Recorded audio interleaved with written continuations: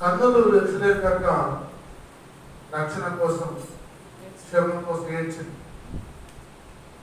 చెవులు శిలువ మీద ఉన్న దొంగ యొక్క ప్రార్థన ఆలకించండి. శిలువ మీద దొంగ ప్రార్థన ఆలకించండి. వీపు పిడుగుతులు తిన్నది, పాదములు మరి సముద్రం పైన నడిచింది. ఆయన మోకాళ్ళు ప్రార్థన చేసి చెమట రక్తంగా మారి ప్రార్థించింది. ఆయన దేహము సిలువకి అప్పగించింది. యేసు ప్రభు వారు సిలువలో పలికిన 7 మాటల్ని నేను రెఫరెన్స్ ఇస్తా ఉంటాను. 7 మాటలు చదవండి.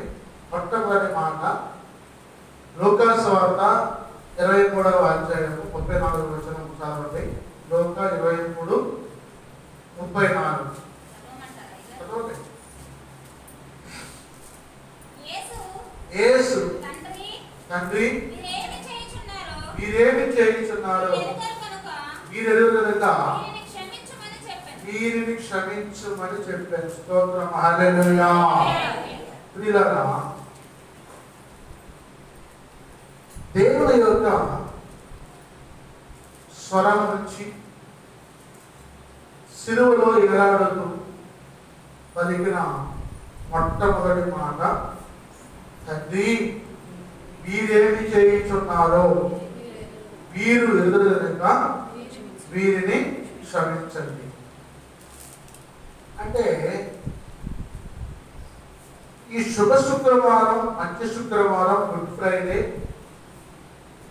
సిలువలో పలికిన 7 మాటలు మొట్టమొదటి మాట నేను అంటాను, మీరు చెప్పండి. తండ్రి వీరేమి చేయించున్నారో వీరు ఎదురు కనుక వీరిని క్షమించుము. తండ్రి వీరేమి చేయించున్నారో వీరెందు కనుక వీరిని క్షమించుము. స్తోత్రం, హల్లెలూయా. ఇక్కడ ఫాదర్కి సన్ను ప్రే చేస్తున్నారు. Forgive me Lord, forgive me Lord. Those persons doing any type of good work, but you forgive me. You చేసే ప్రతి పని కూడా క్షమించడానికి అయినా కానీ మీరు తెలుసుకోలేని వారై ఉన్నారు, గుడ్డి వారై ఉన్నారు, జ్ఞానం లేని వారై ఉన్నారు. కాబట్టి ప్రభా తండ్రి వీరిని క్షమించు. Forgive me, forgive me. ఇక్కడ రెండవ మాట లూకా సువార్త 23వ అధ్యాయము 43వ వచనం. అక్కడే లూకా సువార్త అందుకాయన వానితో నేడు నీవు నాతో కూడా పరదేశులో ఉందువని నీతో నిశ్చయముగా చెప్పుచున్నాను. స్తోత్రం, హల్లెలూయా. ఇది రెండవ మాట. నేడు నీవు నాతో కూడా పరదేశులో ఉందువని నిశ్చయముగా నీతో చెప్పుచున్నాను. చూసారు, అంతా చెప్పండి. నేడు నీవు నాతో కూడా పరదేశులో ఉందువని నిశ్చయముగా నీతో చెప్పుచున్నాను. స్తోత్రం, హల్లెలూయా. మూడవ మాట యోహాను సువార్త 19వ అధ్యాయము 26వ వచనం. యోహాను సువార్త యేసు తన తల్లియు తాను ప్రేమించిన శిష్యుడును దగ్గర నిలుచుండ చూసి, మా ఇదిగో నీ కుమారుడు తన తల్లితో చెప్పాను. తరువాత శిష్యుడు చూసి ఇదిగో నీ తల్లి అని చెప్పాను. ఆ గడి నుండి ఆ శిష్యుడు ఆమె తన యొక్క చేర్చుకుని. నేను చెప్తాను, ఈ మాట నాతో పాటు చెప్పండి. యేసు తన తల్లియు తన ప్రేమించిన శిష్యుడును దగ్గర నిలుచుండ చూసి, అమ్మా ఇదిగో నీ కుమారుడని తన తల్లితో చెప్పాను. చెప్పాను. ఆ గడియ నుండి ఆ శిష్యుడు ఆమెను తన ఇంట చేర్చుకొనెను. స్తోత్రం. హల్లెలూయా. ఇది మూడవ మాట. ఇది మూడవ 7 మాటలు చదివిస్తానులే కానీ దేవుడు నడిపి మాటకి తగ్గిస్తాను పందాక బోధించి 3 గంటల 6 గంటలకు ప్రయత్నం చేస్తాను. మరి సమయం ముఖ్యమైనది కాబట్టి 4వ మాట మత్తయి సువార్త 27వ అధ్యాయం 46, 47 వచనాలు చదవండి. మత్తయి సువార్త 27వ అధ్యాయము ఇంచుమించు ఏలి లామా సబక్తాని అని బిగ్గరగా కేకవేసి ఆ మాటకు నా దేవా నన్నెందుకు చేయబెట్టుకొని అర్థం చాలండి. ఇక్కడ ఇంచుమించు మధ్యాహ్నం 3 గంటలకి ఆ దేశం అంతా చీకటి వచ్చేస్తున్నాను. చీకటి కప్పుకొని మరి యేసుప్రభు అన్నాడు, నాతో చెప్పండి, ఏలి లామా లామా సబక్తాని అని బిగ్గరగా కేకవేసెను. ఆ మాటకు నా దేవా నన్నెందుకు చేయి విడుచుతావని అర్థము. స్తోత్రం. హల్లెలూయా. ఇది మాట.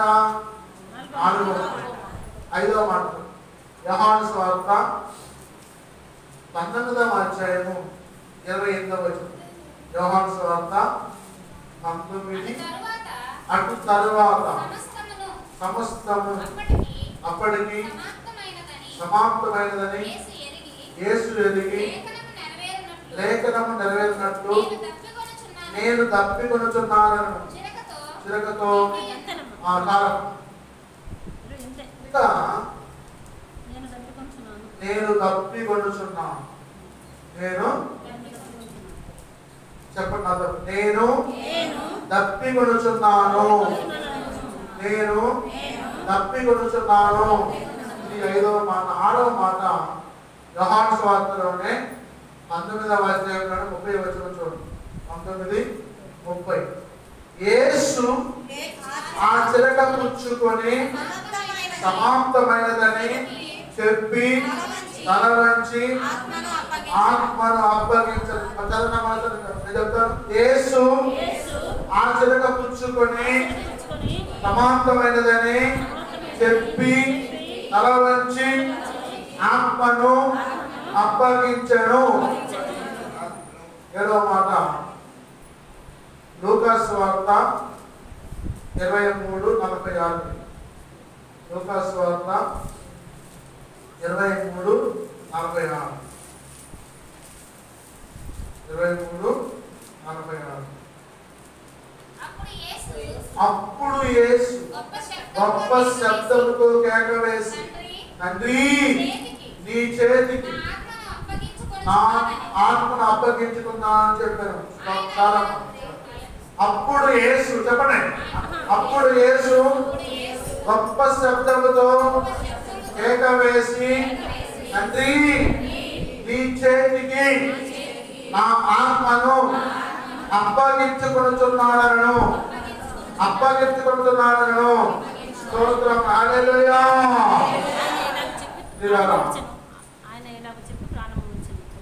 ఇంకా లాస్ట్ లో 46వ వచనంలో ఆయన ఇలాగ చెప్పి ప్రాణము విడిచారు. స్తోత్రం. హల్లెలూయా. సరే, 7 మాటలు చదివించాను. ఇప్పుడు మొట్టమొదటి మాట ఫర్గివ్నెస్. లూకాసు సువార్త 23వ అధ్యాయము 34వ వచనంలో ఉన్న మాట గురించి ధ్యానిద్దాం. యేసు తండ్రి మీరేమి చేయించున్నారో మీరెదురుగా వీరిని క్షమించమని చెప్పారు. స్తోత్రం. హల్లెలూయా. ప్రియులారా, క్షమాపణ అంటే తప్పుని ఒప్పుకోవడం మంచిది.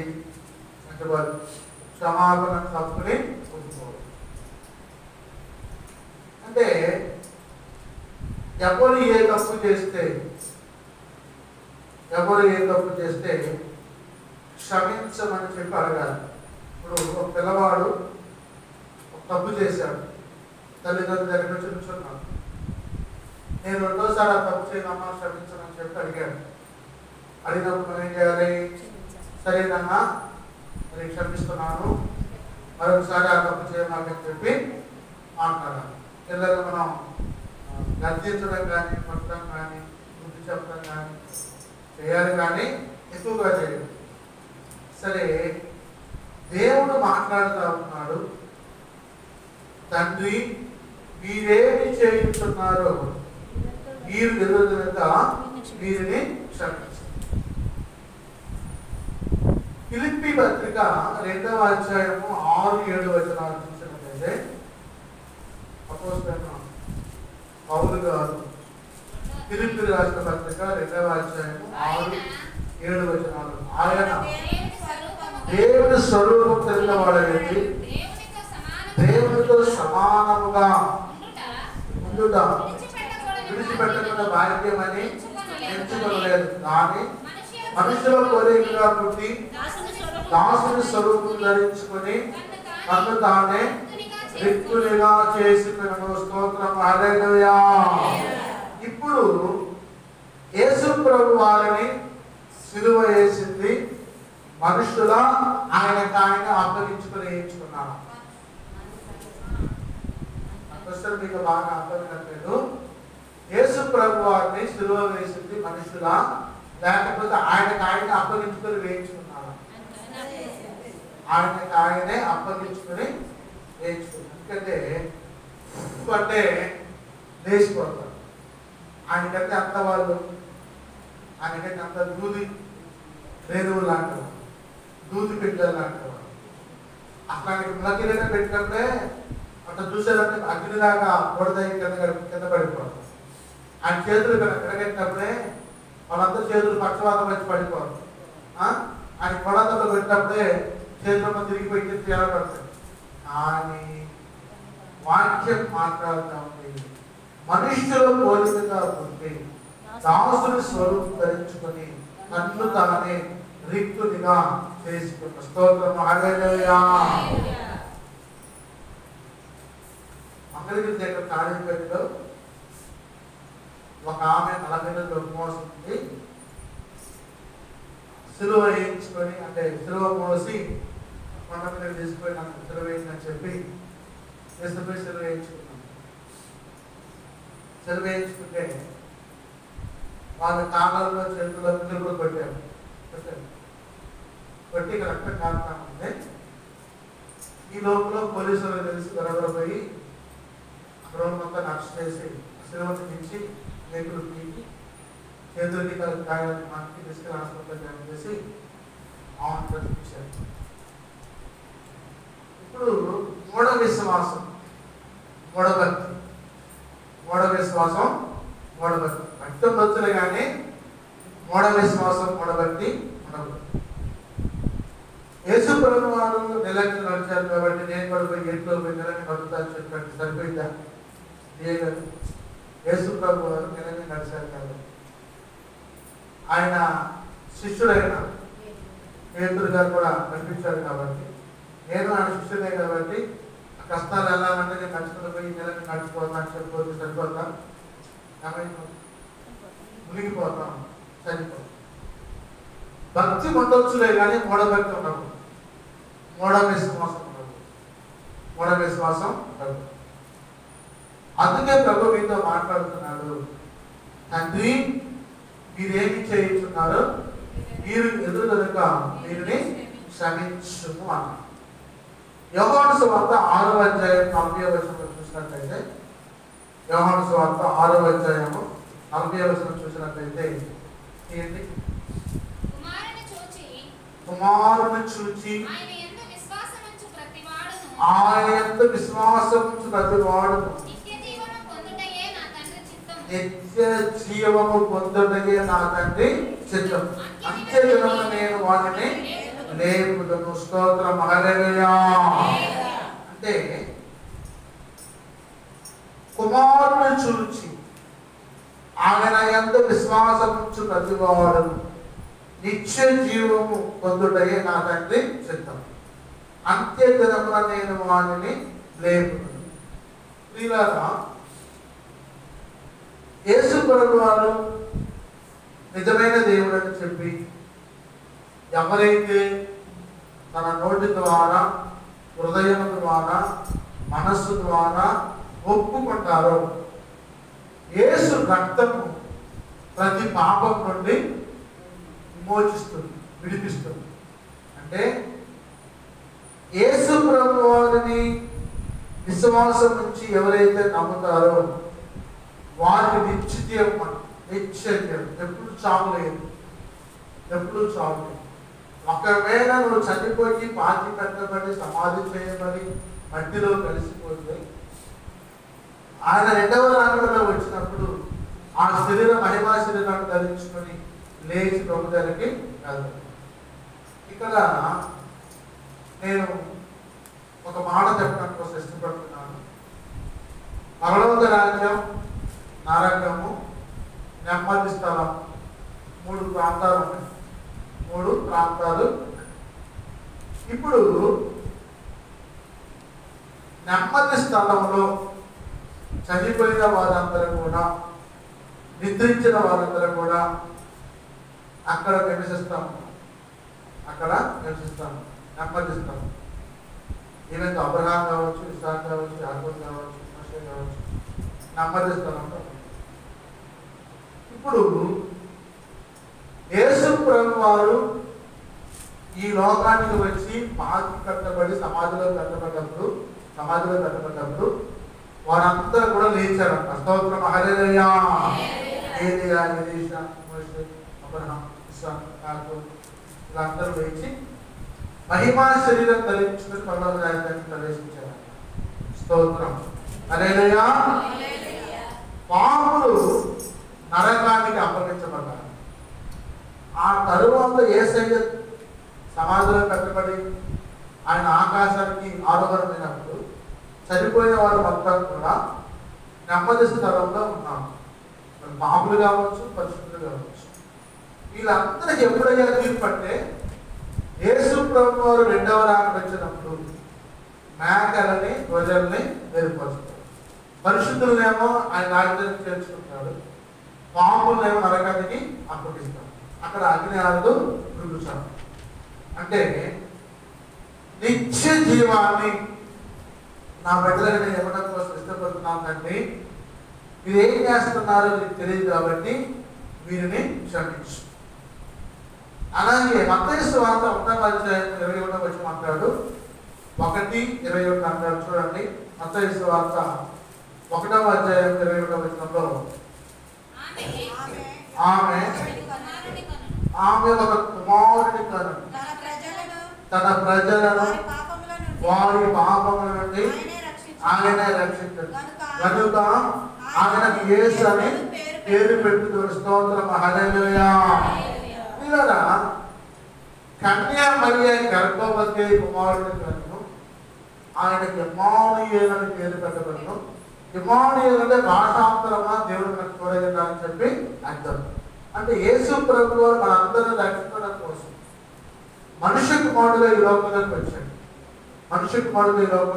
వచ్చాడు. అంటే మన పాపాలను విమోచించడం కోసం, పరిశుద్ధులుగా మార్చడం కోసం, మనందరి జీవితాల్లో ఆయన ప్రవేశించడం కోసం ఈ లోకంలోకి ఆయన వచ్చాడు.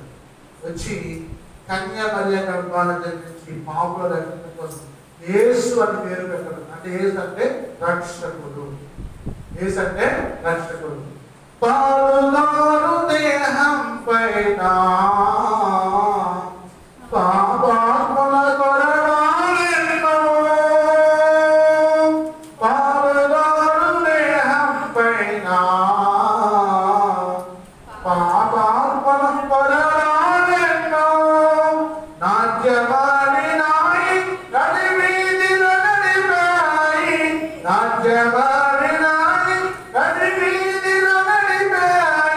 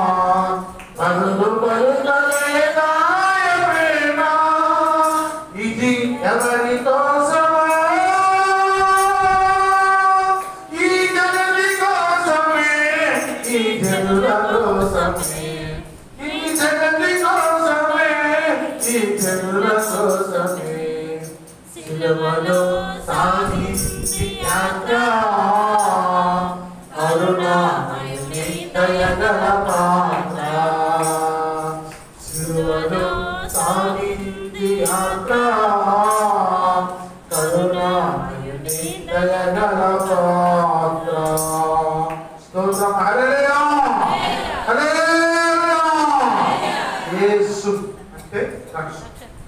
కన్యామరియ గర్భ ఈ లోకములో జన్మించి ఆయనే తన ప్రజలను వారి పాపముల నుండి ఆయనే రక్షించు. స్తోత్రం హల్లెలూయా.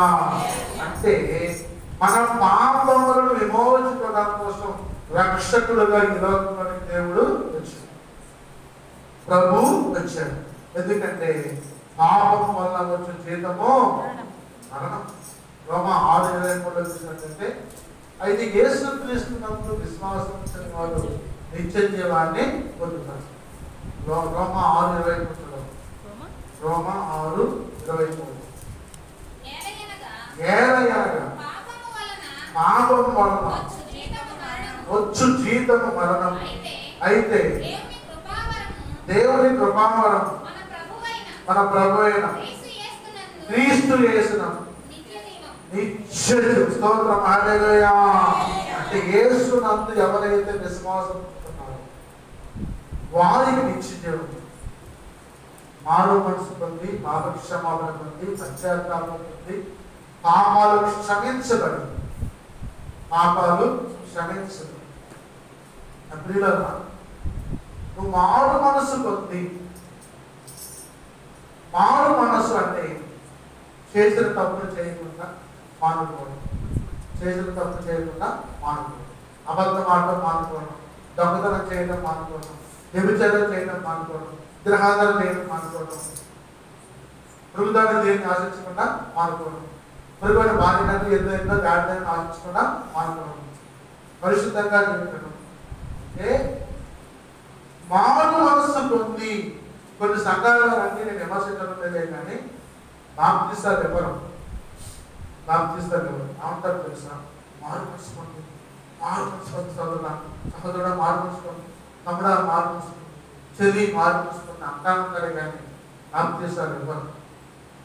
బాప్తిస్తారు. ఎందుకంటే వీడు నిలబడతాడో ఉంటాడో అని చెప్పి అపనమ్మకం. మనం ఏం చేస్తామంటే, ఏమో ప్రభువా ఇప్పుడే నీ రాకడ వస్తే నీ దాసురాలకి నేను మారు మనసు ఇచ్చి పాపక్షమాపణ ఇచ్చి బాప్తిసం పొందితే నీ రాజ్యంలో ప్రవేశించగలండి, అందుకోసమే బాప్తిసం ఇస్తున్నానని చెప్పి సిద్ధపాటు చేసి ఉంచుతాను. పాపాలు ఒప్పుకోవడం, మారు మనసు పొందడం అయితే నువ్వు ముందుగానే చేసుకోవాలి. ముందుగానే పశ్చాత్తాపడాలి, ముందుగానే మారు మనసు పొందాలి, ముందుగానే దేవుని యొక్క రాజ్యం గురించి సిద్ధపడుతున్నాను. అంటే నీ పాపములనే ఒక మూటని నీటిలో తీసుకొని పోయి పాతి పెడుతున్నావు. బాప్తిసానికి ఎప్పుడైతే నదిలోకి వెళ్తున్నావో, నీళ్ళలోకి వెళ్తున్నావో, ఆ పాపాల మొత్తం మూట మొత్తం కూడా నీటిలో ముంచారు. చాలా మంది హిందువులు చేస్తూ ఉంటారు, నాసులు పోయి ఇంకో యాత్రలు పోయి మనం మూట కట్టి అందులో వదులుతూ ఉంటారు. మూట కట్టి అందులో వదులుతాం. శత్రువుల యొక్క బూడిదని ఆ పొంగల్లో పెట్టి వదులుతూ ఉంటారు. వాళ్ళు కూడా నీటిలో మునిగి పైకి వచ్చేసి ఫుడ్ తీసుకుంటారు. ఎందుకని ఆ పాపాలు మొత్తం నీటిలో మునిగి ఆ కళ్ళ ఉన్న పాపం కూడా తిరుగులేకుంటే శుభ్రాన్ని తీసుకొని నేను శుద్ధీకరించుకున్నా అని చెప్పి వాళ్ళు భావించుకొని ఫుడ్ తీసుకుంటారు. మన నెజ్జినోవా అనే ఆమె గుడ్డు గీక్కుంటారు. గుడ్డు గీక్కొని అన్నదానం చేసింది. నేను చెప్పలే కానీ ఎందుకంటే మనం మొక్కులు ఆచారం సాంప్రదాయం. చాలా మంది అంటున్నారు, నీవు ప్రభువుకు సమర్పించుకుంటున్నావు ఉంటే వెచ్చగానైనా ఉంటూ, లేకపోతే చల్లగానైనా ఉంటూ, నువ్వు వెచ్చగా ఉన్నావు. నా సహోదరు నిజనువా, నువ్వు యేసుప్రభువు నమ్ముకున్నావు, యేసుప్రభు నిజమైన నమ్ముకొని మారు మనసు పొందావు, పాపక్షమాపణ పొందావు, పశ్చాత్తాపం పొందావు, ప్రభుని సంరక్షణ అంటే నీ కొడుక్కి మార్పు అనే పేరు పెట్టుకున్నావు. అలా పక్కనే పెట్టుకున్నా మార్పు శంకర్ అని పేరు పెట్టుకున్నావు. చివరికి ఏం చేస్తున్నావు అంటే వచ్చి గుడ్డు కొనుక్కొని అన్నదానం చేస్తాం. అంటే నులివెచ్చగా ఉన్నాం. నులివెచ్చ అంటే వెచ్చగా ఉన్నాం, లేకపోతే చల్లగా ఉన్నాం. నులివెచ్చగా ఉన్నాం. నులివెచ్చగా ఉన్నాం. ఈ లోక సాంప్రదాయాలను, ఆచారాలను, పద్ధతులను పాటించాం. ఎందుకంటే ఆ దేవుడు రోషం గల దేవుడు. ఆయనకి విగ్రహారాధన అంటే మహాదోషం. కాబట్టి ఇశ్రాయేలుకి శాపం ఎందుకు వచ్చిందంటే విగ్రహారాధన ద్వారా. వాళ్ళు ఏం చేశారంటే మోషే రాత్రి పగలు సినాయి కొండకి ప్రార్థన చేస్తాం, రాత్రి పగల కోసం ప్రజల కోసం ప్రార్థన చేస్తామంటే ఈ దుస్తులు ఈ దుర్మార్గులు కొనుక్కొని నవయా అహరోను ఏదైనా దేవుడు ఎంతకాలం నేను వేసి చూడాలి, రాడేంటి అసలు, ఆ కొండగా చనిపోయినా ఏంటి, మాకు మాట్లాడే దేవుడు కావాలి, కనపడే దేవుడు కావాలని చెప్పి మాట్లాడే దేవుడు అంటే ఎంత మాట్లాడతారు ఏంటి వాళ్ళతో చూడమని, కానీ కనపడే దేవుడు కావాలని చెప్పి ఇది అహరోను ఏం చేయండి అంటే మాకు ఒక దేవతను దేవుడితో తయారు చేసి మాకు చూపించమని చెప్పంటే అప్పటికప్పుడు అహరోను ఏం చేశారంటే అరణ్యంలోనే వాళ్ళ దగ్గర వెండి బంగారం ఇత్తడి రాగి ఇనుము మొత్తం పోగు చేసి ఎన్ని లోహాలు పంచలోహాలు పోగు చేసి వాటిని కరిగించి ఇత్తడి ఆ యొక్క పంచలోహాలతో బొమ్మను తయారు చేసి ఎద్దు బొమ్మ తయారు చేసి దూడ బొమ్మను తయారు చేసి వాళ్ళకి ఇస్తే ఆ దూడ బొమ్మను పూజ చేసుకుంటారు, డ్యాన్స్ చేసుకుంటారు, మధుతో పడుకుంటారు, ఆడుకుంటారు, తిరుగుకుంటారు, రకరకాల వేషాలు వేసి డ్యాన్స్ చేసి వాళ్ళు చేస్తే నా దేవుడికి కోపం వచ్చి అగ్ని తగిలి అరణ్యంలోనే పాములకి ఆజ్ఞాపించాడు. అరణ్యంలో తెల్లటి పాములను వచ్చి వాళ్ళందరినీ కాటు వేసి ఏడుతున్నారు. అయ్యా అహరోను ఏంటి నాకు పరిస్థితి అని చెప్పి అప్పుడే మోషే చెప్తున్నాడు, ఎత్తడి సర్పాన్ని తయారు చేసి వాళ్ళు ముందు పెట్టు, ఆ దేవుడు దాని ముందు వచ్చి కూర్చొని వీళ్ళందరూ స్వర్గపరుస్తాను అని చెప్పినప్పుడు మళ్ళీ ఇతర సర్పాన్ని తయారు చనిపెట్టి వాళ్ళు చనిపోతారు. కాబట్టి దేవునికి మహాఉన్నతమైన అంశం ఏంటంటే విగ్రహారాధన చేసిన ఆయన ఒప్పుకోడు. నేను శాంతకాలకు వచ్చి బాధపడతాను, ప్రార్థనకు వస్తున్నాను, వాళ్ళ ఇంట్లో మూలంగా విగ్రహాలు ఉంటాయి, పశుపంటుంది, ఉత్పత్తులు ఉంటుంది, గోపకుండదు, నైవేద్యం ఉంటుంది, అదే ఉంటుంది. ఏంటయ్యా ఈ పని అని చెప్పంటే మా అమ్మాయి ఎదుర్కోలేగారు, మా అమ్మాయి ఎదుర్కోలేగారు, అసలు నన్ను ప్రార్థనకు వద్దంటున్నారయ్యా అని చెప్పి వాళ్ళు శ్రమలకు గురవుతున్నారు, వేదనకు గురవుతున్నారు, శోధనకి గురవుతున్నారు. పొయ్యిన రాగాలు వచ్చి కూర్చోండి, జాగ్రత్త, పొయ్యిన రాగాలు వచ్చి కూర్చోండి. ఆయన ఒక దయ్యాన్ని విడిచిపెట్టి పోని నిలబెట్టాడు. నిలబెట్టిన తర్వాత యాభై విశ్వాసం మళ్ళీ పాపం చేయడం మొదలుపెట్టి పరిశుద్ధంగా మారిపోయి దేవుడిని ధ్యానించడం విశ్వసించాడు. ఆ దయ్యం పోయి మీరు దయ్యాలు తీసుకొని కూర్చోలేదు అంటే మీరు చేసే ప్రార్థన విశ్వాసంతో, నమ్మకంతో, పరిశుద్ధతతో, మారు మనసుతోటి, పశ్చాత్తాపంతో, పవిత్రతతోటి ఎప్పుడైతే నువ్వు చేస్తా ఉంటావో ఆ పని దేవుడు ఆశీర్వదిస్తాం. స్తోత్రం, హల్లెలూయా. మన జీవితంలో ఎప్పుడు కూడా మనం దారి త్రోవ తప్పకూడదు. అందుకే ప్రభు మాట్లాడుతూ ఉన్నాడు. మరి రాత్రికాల సమయంలో నేను ఆ చర్చికి ప్రిపేర్ అవుతూ కొంచెం వాకింగ్ చేస్తూ ఉంటే కొంతమంది అపనస్తులు అక్కడికి వచ్చారు. వచ్చి నాతో మాట్లాడుతున్నారు. దూరం నుంచొని వాళ్ళే ముసుగుసలాడు చదువుకుంటున్నాను. నేను 5-6 రౌండ్లు వేసా. ఏంటి పిల్లలు ముప్పుగా ఉన్నారు, వాళ్ళు మాట్లాడుకుంటున్నారు అని చెప్పి నేను ఆలోచించి మరి వాళ్ళేమి మాట్లాడాను. చివరికి నా మనసులో అక్క ఒరే స్టాలిను ఏంట్రా ముసుగుసలాడుతున్నారని చెప్పి ఇది సరే వాడన్నాడు, ఏం లేదు బాబాయ్, మా మరదలకు భయం పడుతుంది, రాత్రి తెల్లవారు నిద్ర లేదు, ఒకటే వాళ్ళ ఒళ్ళంతా మంటారంటే చుట్టూ వేసుకొని మొత్తం కూడా మరి మరి నిండిపోయినట్టు లేకపోతే పెద్దోళ్ళు అంటుంది. మరి పొద్దున్నే పోయి అందరూ నేర్చుకొచ్చి 2 రోజులు పెట్టి అయినా కానీ అక్కడేది బాబాయ్ మరి అని చెప్తున్నారు. మరి ఏం చేద్దాం అంటే ఆదిత్య ప్రాంతం నింపుదామని చెప్పి గురించి మరి చెప్తాను. నానేమో స్నానం చేస్తాను. అయితే వాళ్ళకి తెలుసు రమేష్ గారు దయానికి ప్రార్థన చేస్తే బాగుందని తెలుసు, కానీ వాళ్ళు నన్ను అడగడం కోసం భయపడుతున్నారు, మొహమాటపడుతున్నారు. సరే నేను త్వరగా తీసుకుని వస్తాను పదంగా, ఒక కొబ్బరి పళ్ళు తెచ్చుకోండి, రెడీగా పెట్టుకుని వస్తాను పెట్టి మా ఇంటి తీసుకొని బైబిల్ తీసుకొని ప్రార్థన చేసుకుని వెళ్ళిన తర్వాత అమ్మగారు కుటుంబంతో నిలబడుతుంది, 7 అడుగులు ఉంటుంది, భర్త అంతా ఉంటాడు, ఆమె అంతా ఉంటుంది. వాళ్ళ అమ్మ వాళ్ళిద్దరు సరి చూసి ఇంటి పెద్దలో చేసేస్తాం అన్నమాట.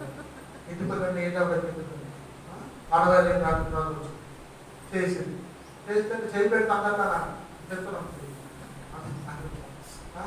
సరే నేను ఇక రాబోలేదులే అని ప్రార్థన తీసుకొని ఎత్తు మీద వేసుకోవడంతో పోసి పూజ పేరు పెట్టి దేవుడు పడిపోయిన తర్వాత మన పేరు ఏంటంటే రత్నకుమార్ రత్నకుమార్ నిలబడిస్తావా గడ్డి తీసుకుని పట పట పట పట అది మిగిలికి లేచి పదార్థం పట్టు కూర్చోబెట్టి గురువుతుంటే మళ్ళీ పట్టుకొచ్చాను, మళ్ళీ పెట్టి ప్రార్థన చేసినాను. ఇస్తే అప్పుడు నా పేరు మనయ్య కదా, ఈరోజు మా మామయ్య కదా ఇప్పుడు లైన్లోకి వచ్చాడు. ప్రార్థన చేస్తాను చేస్తున్న స్నానం చేసి కూర్చోబెడితే రాత్రి ఏంటి కొంచెం ఫోన్ చేశాడు, ఎలా ఉన్నాయని అంటే బాగానే ఉన్నాయంటే హల్లెలూయా యేసయ్య గొప్ప. మనం ఏమంటున్నాం, నరబుద్ధిలో మనం నరుడు మనం యేసు నామములో ఆ ప్రభువాన్ని తాకని చెప్పంటే ఆయనపై పాపాలు క్షమించి దోషాలు క్షమించి వెళ్ళిపోవాలి. లేకపోతే నేను వెళ్ళను, 2 రోజులు ఉండిపోతా, 3 రోజులు ఉండిపోతా, ఈ అమ్మాయి అంటే నాకు ఇష్టం అని చెప్పి మాట్లాడుతున్నాను. వాళ్ళకే భయమే, 2 పిల్లలు, 2 మగపిల్లలు, 1 ఆడదు, ఏమైపోతారని చెప్పి వాళ్ళు భయపడతారు. కాబట్టి ప్రభు దగ్గరికి వచ్చి నీవు ప్రభువా నా పాపాలు క్షమించయ్యా, నా దోషాలు క్షమించు నాయన, ఆయన మీరు శిలువ మీద మాట్లాడిన మాటలను అయ్యా మీరేమి చేయించున్నారు, మీరు క్షమించమని చెప్పి అన్నాను, మమ్మల్ని కూడా క్షమించమని చెప్పి ప్రార్థన చేయండి. మత్తయి సువార్త 25వ అధ్యాయము 42వ వచనం 27, 42, 27:42, 27:42. వీరు ఇతరులను రక్షించండి, నన్ను తానే రక్షించగలలేడు. ఇశ్రాయేలు రాజు కదా ఇప్పుడు శిలువ మీద దిగిన యెడల వారి నమ్ముతాం. చూడండి, ఈ మాటని మాట్లాడటం కోసం మరి యేసు ప్రభు వారు బందిపోడు దొంగలిద్దరు తీసుకొచ్చి సిలువ వేసినప్పుడు ఆ పక్క ఒకరిని ఈ పక్క ఒకరిని పెట్టారు, సిలువ వేశారు. ఆయన ఉంటుంది అమ్మ చదువుదాం చూడండి. ఇతను యూదుల రాజుల యేసు అని ఆయన మీద అమ్మకమైన నేరము ఆయన తలపైన ఉంచి మరియు కుడివైపు అక్కడను ఎడమవైపు అక్కడను 2 బందిపోడు దొంగలు ఆయనతో కూడా సిలువ వేయబడి ఆ మార్పును వెలుచున్న వారు తలలోపుచు దేవాలయం పడబెట్టిన 3 దినంలో కట్టువాడు నేను నీవే రక్షించుకున్నాను, నీవు నీ దేవుని కుమారుడు అయితే శిలువ మీద నుండి దిగుమని చెప్పుచు ఆయనను దూషించింది. అలాగే శాస్త్రులు పెద్దలను ప్రధానులను కూడా ఆయన అపహసించు వీడు ఇతరులను రక్షించను, నన్ను తాను రక్షించుకున్నాడు. ఇశ్రాయేలు రాజు కదా ఇప్పుడు శిలువ మీద నుండి నమ్ముతాము. స్తోత్రం హల్లెలూయా. ఈ మాటలు ఎవరు అంటున్నారు? శాస్త్రులు పరిశీలన అంటున్నారు. వీడు ఇతరులను రక్షించుగా ఆ పాపాత్మతో నిలబడ్డ మగ్దలేని మరి పాపాలు క్షమించాలని చెప్పి రాళ్ళు వేయబోతే ఒక్క రాయి వేయకుండా కాపాడి అమ్మాయి పాపాలు క్షమించబడని చెప్పి ఆమెని రక్షించడు. ఆమె వచ్చేమో పాదల మీద అత్తరు పోసి శుభ్రంగా ఇళ్ళతో తుడిచి ముందు పెట్టుకొని ఆయన దగ్గర కూర్చొని చూస్తూ ఉంది. ఆయన పాపాలు క్షమించే దేవుడైతే ఆయన తను తాను రక్షించుకోవచ్చుగా. ఇంకో మాట ఏమన్నాడంటే వీడు దేవాలయాన్ని పడగొట్టి 3 రోజులు లేపుతున్నాడు కదా, మరి ఏది తర్వాత నేనే దేవుడు అని చెప్పాడు కదా, దైవదోషం చేశాడు కదా, ఏది అని చెప్పి అపహాసించి దూషించి అపహాసించి దూషించి ఆయన్ని ఏం చేశారంట? పరిహాసపడ్డారు. వెనుక నుండి తండ్రి ఒకడు తన ముందు నిలచిన నీతి మర్యాదలు. వెనుక నుండి తండ్రి ఒకడు తన ముందు నిలచిన నీతి మర్యాదలు. దేవుని చేసినారు పరిహాసమాడినారు. దేవుని చేసినారు పరిహాసమాడినారు. నోరు తెరవలేదా ప్రేమ, బలులు పలుకలేదా ప్రేమ.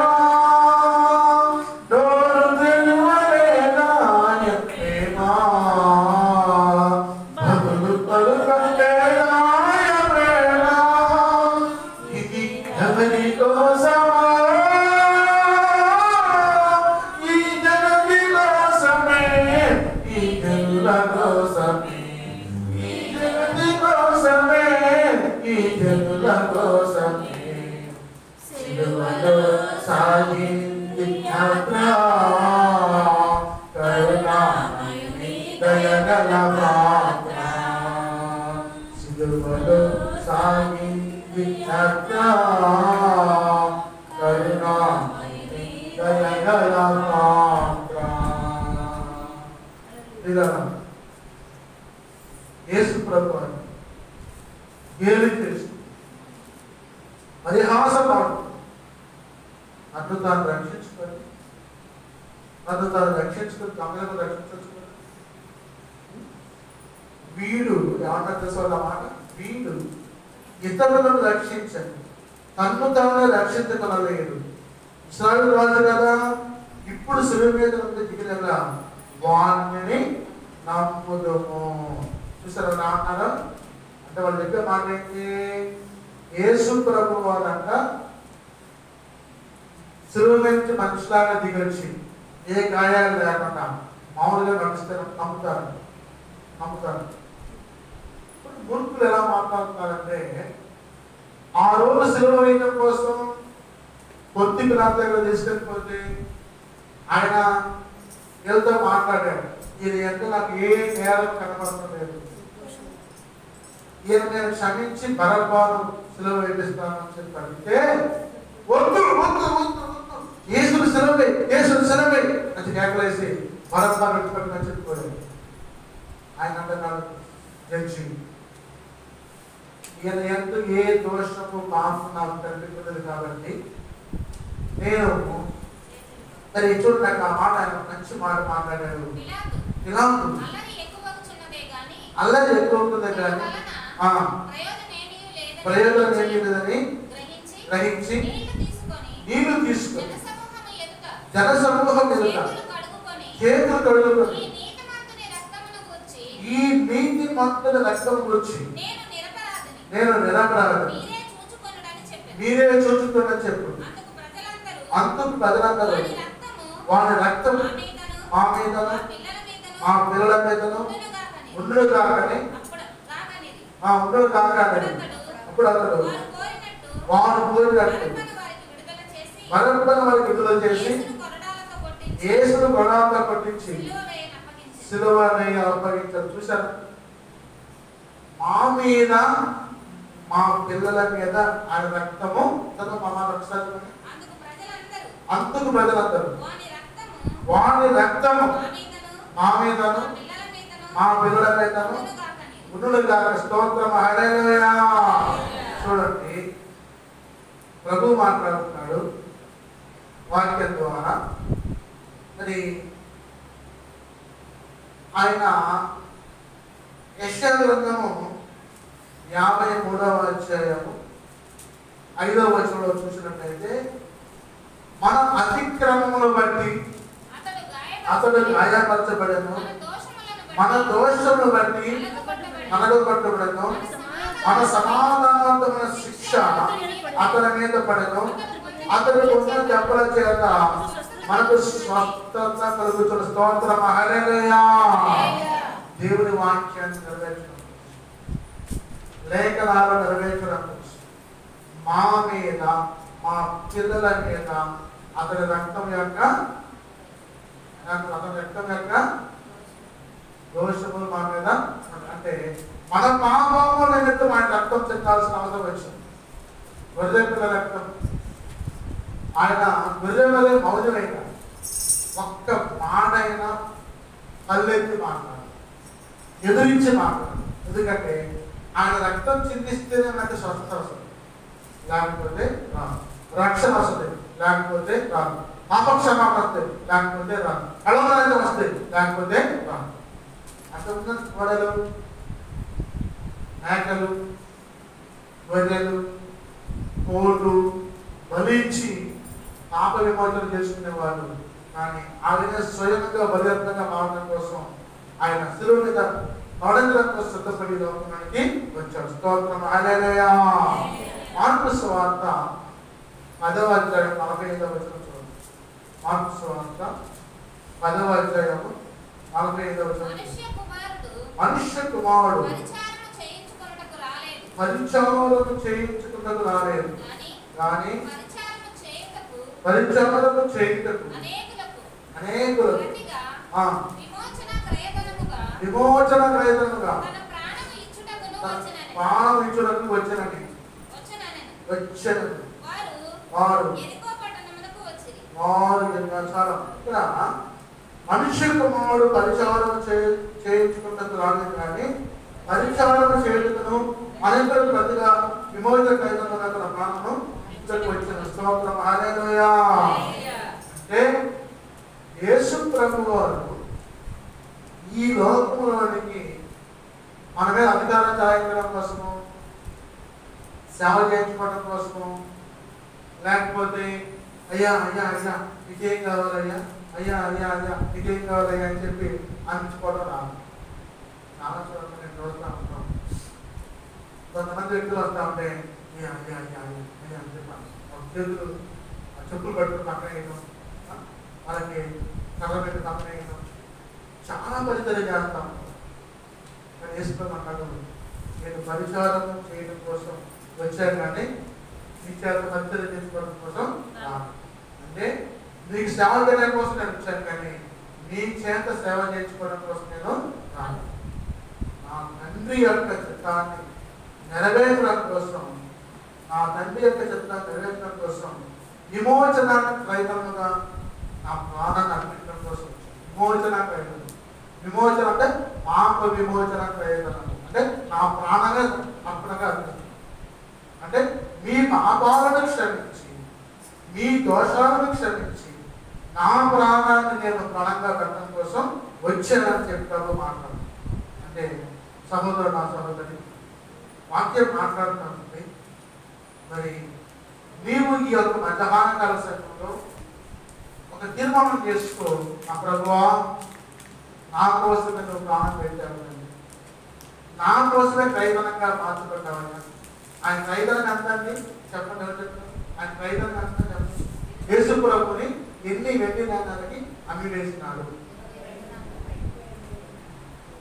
30 తల్లి 30 28 నాణాలకి అమ్మిందంటే ఏసేపుని 20 కట్టారు. యేసు ప్రభుని 30 వెండి నాణాలకి అంటే 30కి ఒక ప్రాధాన్యత ఉంది. 3+0 ఈక్వల్ ఎంత? మరి 3+0 అంటే 4 అంట. మా తండ్రి దండపెట్టి అంటారు. 3+0 ఈక్వల్ ఎంతమ్మా? 3. ప్రాణాన్ని తాను అప్పగించుకోవడం కోసం సిద్ధపడ. అప్పుడు యోహాను సువార్త 4వ అధ్యాయము 42వ వచనం. యోహాను సువార్త 4వ అధ్యాయము 42వ వచనం. మా మట్టుకు మేము ఈయన నిజముగా లోకరక్షకుడు తెలుసుకొని నమ్ముచున్నాము. స్తోత్రం హల్లెలూయా. ఇక్కడ ఎవరు మాట్లాడారు? ఇక్కడ మాట సమరయ స్త్రీతో దేవుడు మాట్లాడినట్టు, నేను చేసినవన్నీ నాతో చెప్పినవని సాక్ష్యం ఇచ్చిన స్త్రీ యొక్క మాట్లాడుతుంది. ఆ ఊరిలోని సమరయులతో అనేకులు ఆయన విశ్వాసం ఉంటే, ఆ సమరయులు ఆయన దగ్గరకు వచ్చి తమ ఎంత ఉంటుందని ఆయన వేడుకున్నది. కనుక ఆయన అక్కడ 2 దినములను అక్కడ ఆ మాట విన్నందున ఇంకనో రేపు నమ్మి ఆ స్త్రీని చూసి ఇక మీద నువ్వు చెప్పిన మాటను బట్టి కాక మా మట్టుకు మేము విని ఏ నిజంగా లోకరక్షణ తెలుసుకుని నమ్ముతున్నాను. స్తోత్రం హల్లెలూయా. సమరయ గ్రామస్తులు మాట. ఈ సమరయ స్త్రీ ఏం చేసిందంటే మంచినీళ్ళకి వచ్చింది. 20 గంటల సమయంలో వచ్చింది. యేసు ప్రభువు దాహం అని ఆ బావి కాడ కూర్చొని వస్తాము. అమ్మ నాకు దాహంగా ఉంది, దాహం తెచ్చిందని చెప్పంటే, అయ్యా నేను సమరయులని, మీరేం యూదులు, ఆ మంచినీళ్ళు మీరు తాగకూడదు, మమ్మల్ని మీరు ముట్టకూడదు అని చెప్పంటే ఆయన అన్నాడు, అమ్మా మరి నేను నిత్యజీవము నీకు ఇస్తాను. మరి ఆ ఊరికి నీటి కుక్క నీ వద్ద ఉంటుందని చెప్పాను. స్తోత్రం హల్లెలూయా. అయ్యా రోజు రావాలని బాధపడిపోతున్నాను పోయాలి. మరి నేనా ఇప్పటికే 6 మంగళాలు కూర్చున్నా, నన్ను చూస్తే మరి ఊళ్ళో వాళ్ళు బయటకు వచ్చి కొడతారేమని చెప్పి అందరు పొలాలు పోయిన తర్వాత మధ్యాహ్నం పనికి వచ్చి ఈ నీళ్లు పోసుకొని పోతున్నా అని చెప్పి చెప్పలేక ఆ నీటి బొక్క నాకు ఇయ్యా మంచిది కాకుండా ఉన్నాయని చెప్పి మాట్లాడతానంటే నీ పెరువుని తీసుకొని రామా. నా పెరువుని లేలేదు, ఏదైనా మాట వాస్తవే కానీ ఇప్పుడున్నవాడు 6వ వాడు పడతామా. అప్పుడు దగ్గర వెళ్తుంది. అయ్యా నీ ఇస్తున్న మెసేజ్ వచ్చాను మీరు తెలుసుకుంటాను. నాకు తెలుస్తాను. మా మిత్రులు మరి పర్వతమైన ఆరాధించారు, కానీ దేవుడు ఆత్మ కనుక ఆయన ఆరాధించారు, ఆత్మతోనూ సత్యంతో ఆరాధించాలని చెప్పి ప్రభు మాట్లాడినప్పుడు అదిరిపోయి బెదిరిపోయి ఆశ్చర్యపడి మరి ఊళ్ళోకి వెళ్ళిపోయి సమరయ గ్రామంలోకి వెళ్ళి ఊరు మొత్తాన్ని ప్రబెట్టుకుని వచ్చింది. వాళ్ళందరూ కూడా కూడుకొని 2 రోజులు వేసుకోవడం మాత్రం వాక్యం చెప్తామంటే కదలకుండా కూర్చొని ఉన్నారు. అప్పుడు అంటున్నాడు, ఈయన మా మట్టుకు మేము విని, ఈయన చెప్పిన మాటలు మేము విని, మా మట్టుకు మేము విని, ఈయన నిజముగా లోకరక్షకుడు విని తెలుసుకొని నమ్ముచున్నామని. స్తోత్రం హల్లెలూయా. నీవేనయ్యా ఈ లోకాన్ని రక్షించేది. ఈ 196 దేశాల్లో 950 మంది జనాభాను రక్షించాలని నీ వల్ల అయింది. ఎవడి వల్ల కాదు, రాజు వల్ల, రప్ప వల్ల, చెట్టు వల్ల, పుట్ట వల్ల కాదు, నీవు ఆత్మవైనా నీ వల్ల మాత్రమే అవుతుందని చెప్పి వాళ్ళు నమ్మి విశ్వసించి నీవే లోకరక్షకుడు అని చెప్పి సమరయ గ్రామం తీసుకుంటుంది అంటే ఈయన ఎందుకు వచ్చాడు? లోకాన్ని రక్షించడం కోసం మనుష్య కుమారుడుగా వచ్చాడు. స్తోత్రం హల్లెలూయా. చూడండి వీళ్ళారా, దావీదు కీర్తనకారుడు అంటారు 129వ కీర్తనలో 3వ వచనం 129:3 చెల్లుమని కొట్టింది ఒకరు, తన భూము పైన పూసింది మరియొకరు. చెల్లుమని కొట్టింది ఒకరు, తన భూము పైన పూసింది మరియొకరు. చదవమ్మా 129.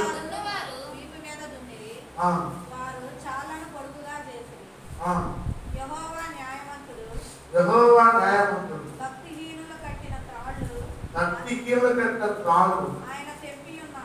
ఆయన తెంపి ఉన్నాడు. సియోను పగవారందరూ సిగ్గుపడి వెనుకకు త్రిప్పబడుదురు గాక.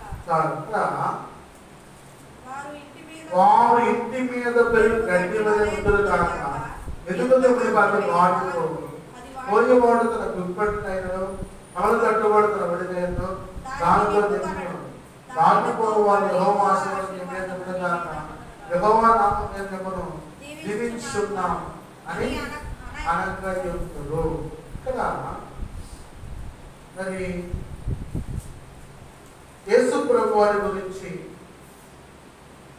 ఆయన యవ్వన కాలం దగ్గర అనేక బాధలంతా వచ్చింది. అది 129:1-2 వచనాలకు స్టార్ట్ అవుతుంది. ఇశ్రాయేలుకి తనను ఆ యవ్వనకాలం మొదలుకొని పర్వాలు నాకు అధిక బాధలు కలిగించి వచ్చేది. ఆ యవ్వనకాలం మొదలుకొని నాకు అధిక బాధలు కలిగించు వచ్చింది. అయినను వారు నన్ను జయింపలేకపోయింది. స్తోత్రం హల్లెలూయా. ఇలా ఎన్ని బాధలు ఉన్నారో, ఇబ్బందులైనను, ఎంత కష్టం వచ్చినా నిష్ఠూరమైనను, ఎన్ని బాధలు వచ్చినా కానీ, ఇబ్బందులు వచ్చినా కానీ, ఇరుకులు వచ్చినా కానీ నీ శత్రువు నిన్ను జయించలేదు. ఎందుకంటే నీవు ఆయన నమ్ముకొని జీవిస్తున్నావు కాబట్టి, ఆయనపై ఆధారపడ్డావు కాబట్టి, ఆయనతో విశ్వాసం ఉంచావు కాబట్టి. ప్రభు అంటున్నాడు, దున్నువారు నా వీటి మీద దున్నేది, వారు చారులను పొడుగుగా చేసేది. చూసారు, యేసుక్రీస్తు వీపు దున్నబడ్డది, చాలుగా చేయబడ్డది. ఎన్ని దెబ్బలు? కొడ దెబ్బలు, ఒకటి దగ్గర 40 కొడ దెబ్బలు. మరి ఆ కొడాలి చివరన ముళ్ళు పెట్టి కొడతా ఉంటే వీపు చేర్చబడ్డది, రక్తసిద్ధమై చాలుగా వచ్చింది, చాలుగా వచ్చింది. వీపంతా కూడా ఆ కొట్టిన కొడా దెబ్బ కంట చేర్చబడి రక్తం కాస్తా ఉంటే, నోరు తెరువలేదాయ ప్రేమ, అదులు పలుదలేదాయ ప్రేమ, నోరు తెరువలేదాయ ప్రేమ, అదులు పలుదలేదాయ ప్రేమ. ఒక్క మాట అయినా పల్లెత్తి మాట్లాడకుండా మౌనిగా ఉంది గొర్రె పిల్ల వలె ఉంటే, రెక్కలు కడదెక్కడ తీసుకెళ్తే కట్టించుకొని ఆ వీపు మీద వంగబెట్టి కొడతా ఉంటే, వీపు చాలలాగా దున్నబడి రక్తశుద్ధుల ద్వారా కాలుతా ఉంటే, రాజకీర్తనం ముందుగానే రాయించారు, రాజకీర్తనంలో ముందుగానే రాయించారు, ఆది కాలంలో ముందుగానే రాయించారు. మోషే రాక్షస తీగలు ఎవరైతే నన్ను కనివేసుకుని ఉంటారో, ద్రాక్షల రక్తంలో తమ రక్తం ఉంచుకునే వారు రక్షణ పొందడానికి చెప్పారు. స్తోత్రం, హల్లెలూయా. యేసు ప్రభు యొక్క రక్తంలో ఎవరైతే శుద్ధీకరించుకుంటారో వారంతా రక్షించుకుంటారు. ఆయన వీపు దొంగపడ్డది చాలా మంది. లూకాసు వార్త 19వ అధ్యాయం 10వ వచనం ఏంటి? లూకాసు వార్త 19వ అధ్యాయం 10వ వచనం ఏంటి? వీపంట చాలా వరే నశించిన దానిని వెదకి రక్షించుటకు మనుష్య కుమారుడు వచ్చిన ఆయనతో స్తోత్రం, హల్లెలూయా. మరి ఇక్కడ చెక్కయ్యాలని పొట్టి చెక్క. ఏ చెక్కయ్య అన్న? పొట్టి చెక్క. ఇతడు అబ్రహాం కుమారుడు. అక్కడ అబ్రహాం కుమారుడు అయినా మనదాన్ని పంపలాడుతారు. వడ్డీలు తీసుకొని, లంచాలు తీసుకొని, ట్యాక్స్ ఎక్కువగా కట్టించుకొని, నిబంధనలు పెట్టుకున్న ముక్కు పిండి వసూలు చేస్తే, పంపలు ఆడిస్తే ఎక్కడ అబ్రహాం కుమారుడు? ఆయన అన్నాడు, కాదు, నేను ఇంటికి రక్షణ వచ్చింది. ఇప్పుడు అన్నాడు వెంకయ్య, అన్యాయంగా అంతరంగా ఎవరో అయితే నేను సంపాదించాను, అందుకు ఎదురెట్లట 4 రెట్లు తీసుకెళ్ళిస్తాను, ఆ పాపాలు క్షమించమంటే అప్పుడు అంటాడు చేసుకుంటారు వారు, నశించిన దారిని వెదకి రక్షించడం కోసం మనుష్య కుమారుడు లోకానికి స్తోత్రం, హల్లెలూయా. ఏమి నశించింది కదా? నీతి, న్యాయం, ధర్మము నశించింది. దానిని ఆయన ఉద్ధరించడం కోసం ఈ లోకంలో మనిషి రూపంలో జన్మించి మనిషి రూపంలో ఆయన లోకానికి వచ్చి లోకాన్ని రక్షించడం కోసం ఆయన మరి వాక్యం ద్వారా మాట్లాడారు. మరి మత్తయి సువార్త 8వ అధ్యాయం 20వ వచనం చూసినట్లయితే, మత్తయి సువార్త 8వ అధ్యాయం 20వ వచనం, అందుకు యేసు నక్కలకు, గొర్రెలను, ఆకాశ పక్షులకు, యమోస్తములను కలవగాని మనుష్య కుమారుడికి పరమాత్ముడికైనను తరం లేదన్నట్టు చెప్పి స్తోత్రం, హల్లెలూయా. శాస్త్రి వచ్చి అంటున్నాడు యేసు ప్రభువారు. శాస్త్రి వచ్చి అంటున్నాడు, ఏమంటున్నాడంటే, బోధకుడా, నీ వెంటకి వెళ్ళను, నీ వెంట వచ్చేదని పెట్టాడు. నీ వెంట వచ్చిందని మాట్లాడుతూ ఉంటే అందుకు చేసుకోపోరంటారయా అక్కడికి మొలియలు ఉన్నాయి, ఆకాశం దిక్కు పూలు ఉన్నాయి, మనిషి కుమారుడు తలవాడటం కోసం స్థలం లేదని చెప్పారు. ఇక్కడ ఆ మాట అన్న తర్వాత శిష్యుల్లో కూడా వచ్చి ప్రభువా నేను మొదట వెళ్ళి నా తండ్రిని బాధ పెట్టింది నాకు సెలగమని చెప్పి ఆయన అడగగా యేసు అతనిని చూసి అంటూ వెంబడించమో మృతులను కాపు పెట్టుకున్నారని చెప్పారు. మొత్తం ప్రభువు కార్యాన్ని మనం ప్రిఫరెన్స్ ఇవ్వాలి, ప్రాధాన్యత ఇవ్వాలి. నువ్వు నన్ను వెంబడించు, నాతో కూడా పరదేశంలో ఉంటాను అని మాట్లాడినప్పుడు ఆ మాటకి వాడు నొచ్చుకున్నాడు. మృతులు పాల్గొన్నారు. చూడండి లూకా సువార్త 23:34 చూసినట్లయితే 23:34 పక్కనే 23:34 లూకా సువార్త 23:34 చూసినట్లయితే తండ్రి మీరేమి చేయించుకోవాలని క్షమించమని. అంటే మనం ఏ పాపం చేస్తున్నా కానీ తండ్రికి తెలుసు. 3:22 అంటాడు అక్కడే 3:22 3:22 అధ్యాయం 3:21 ప్రజలందరూ బాప్తిసం పొందినప్పుడు యేసు కూడా బాప్తిసం పొంది ప్రార్థన చేయుచుండగా ఆకాశం తెరవబడి పరిశుద్ధాత్మ ఆకారంతో పావురం వల్ల ఆయనకి దిగి వచ్చాడు. అప్పుడు నీవు నా ప్రియకుమారుడు, నీ యొక్క నేను ఆనందించిన శబ్దము ఆకాశం నుండి వచ్చిన స్తోత్రం హల్లెలూయా. అంటే యేసునందు ఎవరైతే విశ్వాసం ఉంచుతారో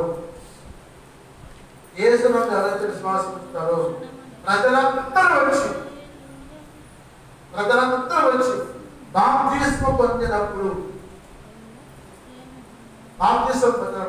యేసు కూడా ఆయన ఎంత మాదిరిగా కనిపించాడు. బాప్తిస్మం పొందినప్పుడు తీర్మానం చేసుకున్నాం. మా ఆయన వద్దంటున్నాడు అయ్యాడు, మా అమ్మ వద్దంటున్నామా, నీ ఆయన నీతో రాదు, నీ అమ్మ నీతో రాదు, నీకు ఉత్తరవాదిగా ఉండదు, నీ ఆత్మ నీవే సాక్షి, నీకు నువ్వే ఉత్తరవాది. కాబట్టి ప్రజలందరూ బాప్తిసం పొందుతున్నారు. అప్పుడు యేసు ప్రభు కూడా వచ్చి బాప్తిసం పొందారంట. ఆకాశం తెరవబడి పరిశుద్ధాత్మ శరీరాకారంతో పావురమునే ఆయన దిగి వచ్చే స్తోత్రం హల్లెలూయా హల్లెలూయా. పరిశుద్ధాత్మ పావురం వలె ఆయన దిగి వచ్చేసి అక్కడ స్వరం ఆకాశం నుంచి ఈయన నా ప్రియ కుమారుడు, ఈయన యందు నేను ఆనందించుతున్న శబ్దము నా ప్రియ కుమారుడా, నా ప్రియ కుమారి. దేవుని యొక్క ఆనందంలో సిద్ధంగా ఉన్నాడు. ఇప్పుడే నీ పాపాలు ఒప్పుకొని పశ్చాత్తాపడి మారు మనసు పొంది బాప్తిస్మం పొంది బాప్తిసం పొందు. ఆ ప్రజలందరూ బాప్తిసం పొందేటప్పుడు పాపాలు క్షమించబడి తండ్రి మీరేమి చేస్తున్నారు క్షమించమని చెప్పి ప్రభు మాట్లాడిన మాట నెరవేర్చబడి పాపాలు ఒప్పుకొని బాప్తిసం పొందుతామంటే యేసు ప్రభు వారు కూడా వచ్చి బాప్తిసాన్ని. కాబట్టి ఆ ప్రభు మాటలకి అర్థం కారణం 1 తిమోతి 1వ అధ్యాయము 15వ వచనం. 1 తిమోతి 1వ అధ్యాయము 15వ వచనం. 1:15 పాపులను రక్షించుటకు క్రీస్తు యేసు లోకమునకు వచ్చెనను. వాక్యము నమ్మదగినది, పూర్ణాంగీకరణకు యోగ్యమైనది అన్నది. అట్టి వాద నేను ప్రధానుడను. స్తోత్రం హల్లెలూయా.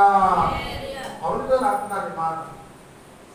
పూర్వం నేను ఇదివరకైతే సంపలాచాను, ఇదివరకైతే అబద్ధాలు ఆడాను, ఎన్నో పాపక్రియలు చేశాను, ఘోరమైన హింసకులను దూషకులను ఆని హింసకుడు దూషకుడు హానికరుడైన సౌలును నిలచితివి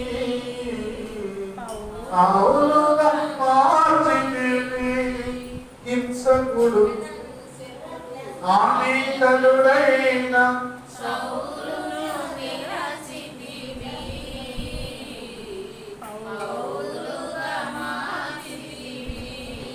ఈ చేతిలో రొట్టెను నేనయ్యా విరుము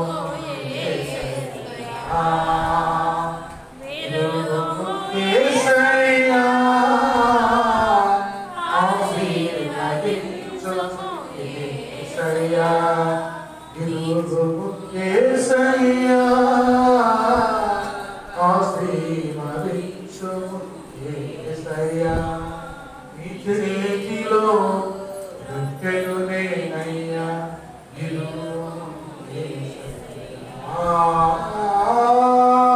స్తోత్రం హల్లెలూయా. ఎవరికి అమ్మాయి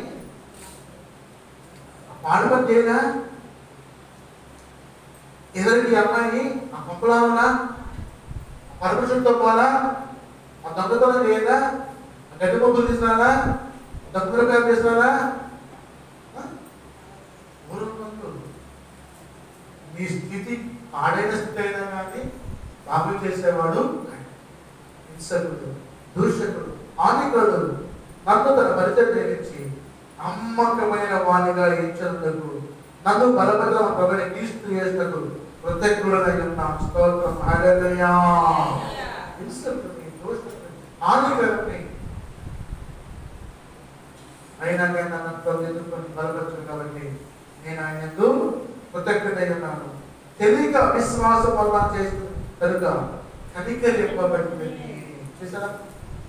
నీకు పాపం చేశారేమో నా ప్రియులారా నామస్తులారా ప్రభు ఎదిరిస్తాను క్షమిస్తానన్నాడు. రా నా ప్రభుని ఆహ్వానిస్తాడు. రక్షణ పాపక్షమపడదు పశ్చాత్తాపడు ప్రభు నమ్ముకో. ఆయన రామస్తులుగా డాక్టర్గా సిద్ధపడుతున్న జీవితం కోసం ఈ మధ్యాహ్న సమయం అంతా లేవు ఒక తీర్మానాన్ని చేసుకొని జీవితం కోసం సిద్ధపడు. అప్పుడే ప్రభు జీవితంలో దర్శించి గొప్ప కార్యం చేయడం కోసం సిద్ధంగా ఉన్నాడు. పౌలు గారితో మాట్లాడుతున్నాడు. అయా తిరిగి చేసేదాన్ని మరియు మన ప్రభు యొక్క కృపయు క్రీస్తు యేసునందున విశ్వాసము ప్రేమయు అత్యధికంగా విస్తరించను. స్తోత్రం హల్లెలూయా. విశ్వాసము ప్రేమ క్రీస్తు యేసునందు అత్యధికంగా విస్తరించిన అత్యధికంగా అంటే పాపులను రక్షింపడు క్రీస్తు యేసు లోకానికి ఎందుకు వచ్చాడు? యేసు ప్రభు లోకానికి పాపులని రక్షించడం. తండ్రి మీరేమి చేస్తున్నారు తెలుసాక ఇది క్షమించమని చెప్పిన మాటకి పాపులు రక్షించడం కోసం యేసు ప్రభు లోకానికి వచ్చాడు. ఆ మాటని వాంఛను నమ్మదగిన దేవుడు పూర్ణానికి ఎవరికి యోగ్యమైన దేవుడు అన్నది అట్టి వారిలో నేను ప్రధానుడను. వాక్యాన్ని నమ్ముకొని వాక్యం ద్వారా జీవించేవాడిని ప్రధాని. కాబట్టి యేసు ప్రభు వారి లోకంలోకి వచ్చి మామూలుగా ఆ పాట ప్రధాన పాటని నేను ప్రధాన పాటని నేను. కాబట్టి నీవు కూడా ప్రధాన పార్టీగా ఉన్నావా? నీ కుటుంబం కూడా ప్రధాన పార్టీగా ఉందా? ఒక్కసారి ఆలోచించు. నీ భర్త మాత్రం లేదా? నీ భార్య మాత్రం లేదా? నీ పిల్లల మాత్రం లేదా? నీ సంఘం మాత్రం లేదా? నీ గ్రామం మాత్రం లేదా? పశ్చాత్తాపడి ప్రార్థన చేసి ప్రభా నేను పాల్గొనని చెప్పేవాడు. ఎప్పుడైతే ప్రభువునందు విశ్వాసం నుంచి నమ్మకం నుంచి ప్రార్థన చేస్తాడు నీ ప్రార్థన పరిస్థితుల్ని మార్చేస్తాడు. నీ కుటుంబాన్ని రక్షిస్తాడు. ఆ సహోదరి సహోదరుల వాక్యం మాట్లాడుతూ ఉంది. వాక్యం నమ్మదగది, వాక్యం యథార్థమైనది, పూర్ణాంగీకరానికి యోగ్యమే, హృదయానికి యోగ్యమే. కాబట్టి దేవుడు మరి యేసుక్రీస్తు ఈ లోకానికి ఎందుకు వచ్చారంటే పాపుల్ని రక్షించడం, పరిశుద్ధులుగా మార్చడం. మరి రెండవ మాట ఉంది లోకాసు వార్త 23:43 ద్వారా మాట్లాడాడు. నేడు నీవు నాతో కూడా పరదేశంలో. మొట్టమొదటి మాట గురించి ఏం చెప్పారంటే, ఏం చెప్పారమ్మా? ఇదేం చేస్తున్నారో మీరు కనుక వీరిని చెప్పండి. యేసు ప్రభు వచ్చినంత ఈ లోకానికి మామూలుని రక్షించడం కోసం వచ్చి అందరూ రక్షించడం కోసం. ఇది మొట్టమొదటి మాట ఉన్న ప్రధానమైన అర్థం పరమాత్మ. ఈ రెండవ మాట లూకా 21:43 నేడు నీవు నాతో కూడా పరదైసులో. పరదైసు అంటే పక్కన రాజు సియోను పట్టణం. ఇందువనే నిశ్చయముగా నీతో చెప్పుచున్నానని అని. స్తోత్రం. హల్లెలూయా. అక్కడేమో ఫర్గివ్నెస్, క్షమాపణ. ఇక్కడేమో promise of paradise. Promise of paradise అంటే పల్లెల పట్టణానికి మరి ఆయన వాగ్దానం చేస్తాం. ప్రామిస్ చేస్తాం. ప్రామిస్ అంటే ఏంటంటే గుట్ట పెట్టుకున్నావా? గుట్ట అంటే ప్రామిస్. లేకపోతే నాకు నమ్మకం ఏంటి అంటే యేసు ప్రభు నీవు నాతో కూడా పరదేశంలో ఉంటావని చెప్పి ప్రామిస్ చేశాను. అంటే ఆయన ఆ వ్యక్తికి గ్యారెంటీ ఇచ్చాడు. అంటే చూడండి, యెషయా గ్రంథంలో 53వ అధ్యాయంలో మాట్లాడుతున్నట్లయితే, యెషయా గ్రంథంలో 53 నిర్మించినట్లయితే, యెషయా గ్రంథము 53:8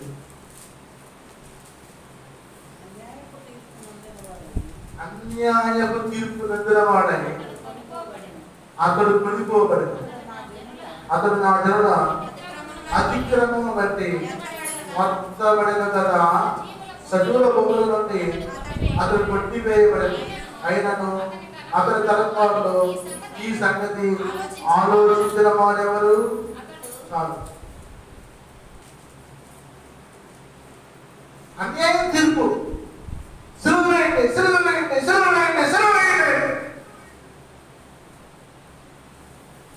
ఏం చేశారు?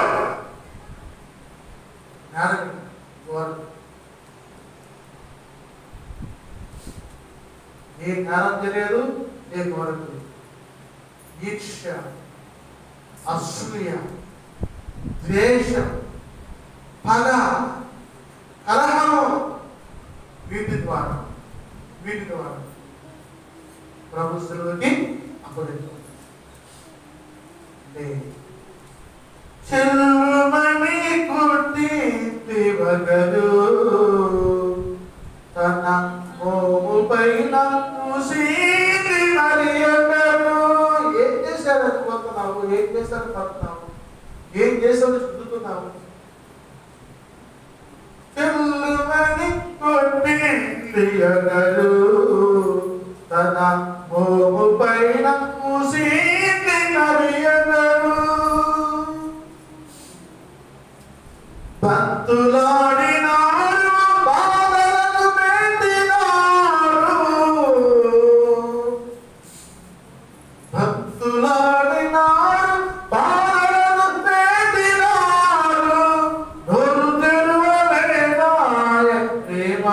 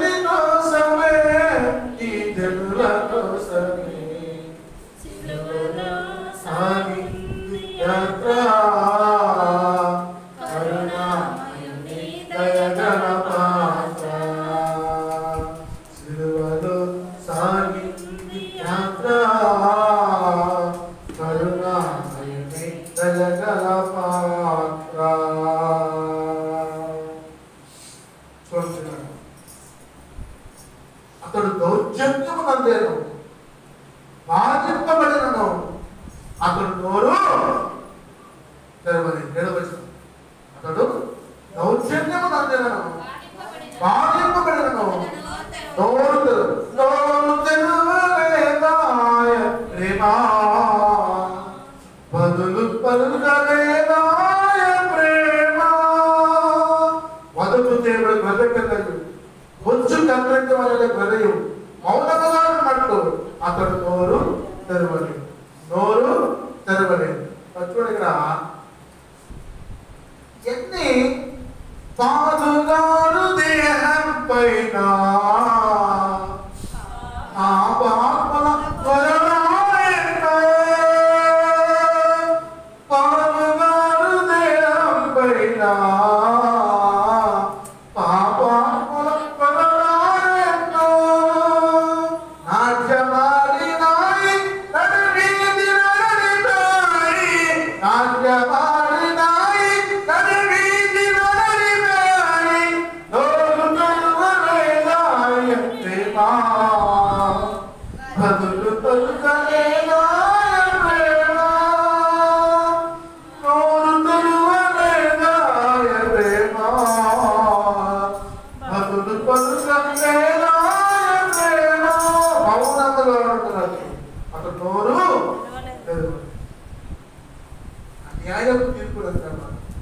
అతడు కొనిపోబడేది.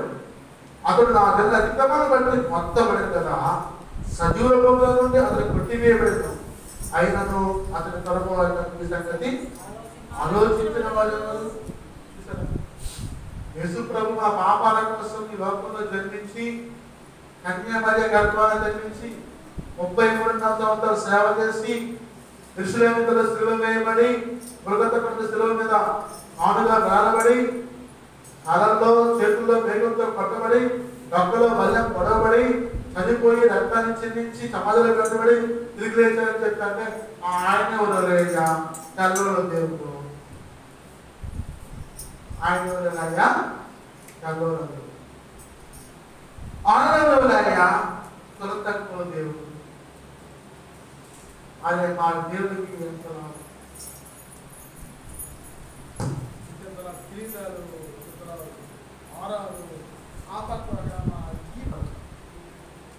ఇక్కడైనా పశ్చాత్తాపం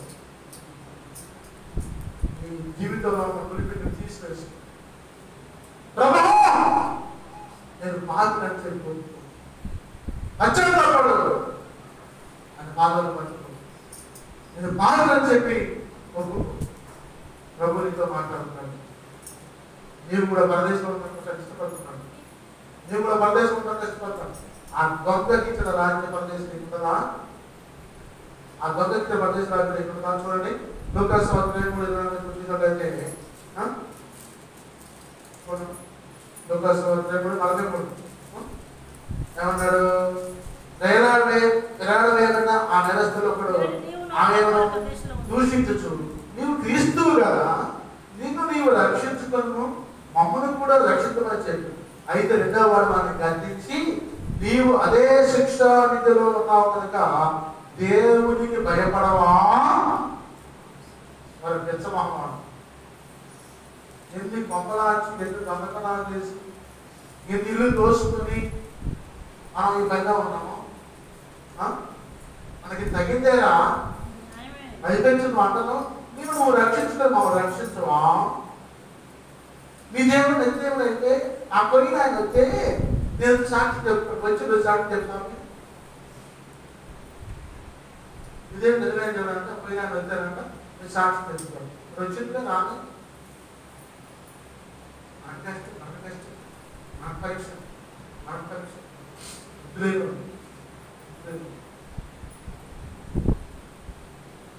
నువ్వు రక్షించుకొని మమ్మల్ని రక్షించవచ్చు కదా. నువ్వైతే కప్పలాడుకుంటూ దీపాలాడుకుంటూ దొంగతనాలు చేస్తుంటావు, దోచుకుంటా ఉంటావు. నేనంటే నువ్వు రక్షించాను. వాడంటే దొడ్డవాడు, రే మనకైతే ఇది న్యాయమేనా?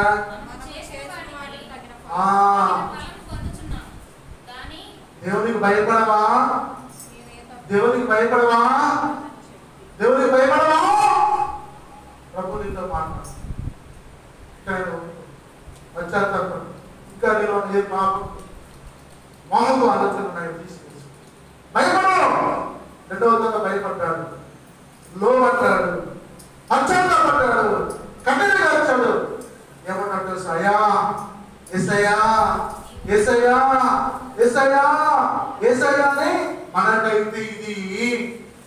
జరిగేది న్యాయమే, మనము చేసిన వాటి మీద ఫలము పొందుతున్నాము కానీ ఈయన ఏ తప్పిదము చేయలేదని చెప్పి ఆయనను చూసి యేసు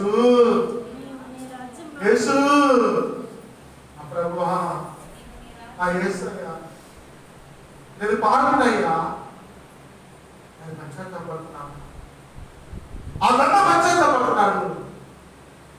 యేసు యేసు నీకు భయపడుతున్నానయ్యా, నువ్వు లోకరక్షకుడు అయ్యా, నువ్వు ఏ పాపం చేయలేదు ఆయన, ఏ పాపం చేయలేదు అని చెప్పి నువ్వు దేవునికి భయపడమని చెప్పి ఆయన అంటాడు.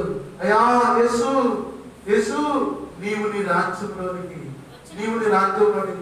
వచ్చినప్పుడు నన్ను జ్ఞాపకము చేసుకోమని అందుకాయన వానితో నేడు నీవు నాలో కూడా పరదేశంలో ఉందని నిశ్చయముగా నీతో చెప్పుచున్నాను. స్తోత్రం. హల్లెలూయా. గంగ ప్రార్థన దేవుడు ఆలకించి పరలోక రాజ్యాన్ని ఇచ్చాడు. నీ ప్రార్థన కూడా దేవుడు ఆలకించి నీకు పరలోక రాజ్యం కోసం సిద్ధంగా ఉన్నాడు. నువ్వు సిద్ధపడతని దేవాలయం పాడుతాయ్యా యేసు, మా కోసమే తండ్రి మీరు శిక్షణ బదిలించారు. అయ్యా అపరాధం ఆయన నిరపరాధం తండ్రి, నేను అపరాధం తండ్రి, నువ్వు నిరపరాధం తండ్రి. మా పాప ప్రభుత్వం అడుగుతున్నావా, పశ్చాత్తాపడుతున్నావా, పరదేశం కావాలని చెప్పి ప్రార్థన చేస్తున్నావా?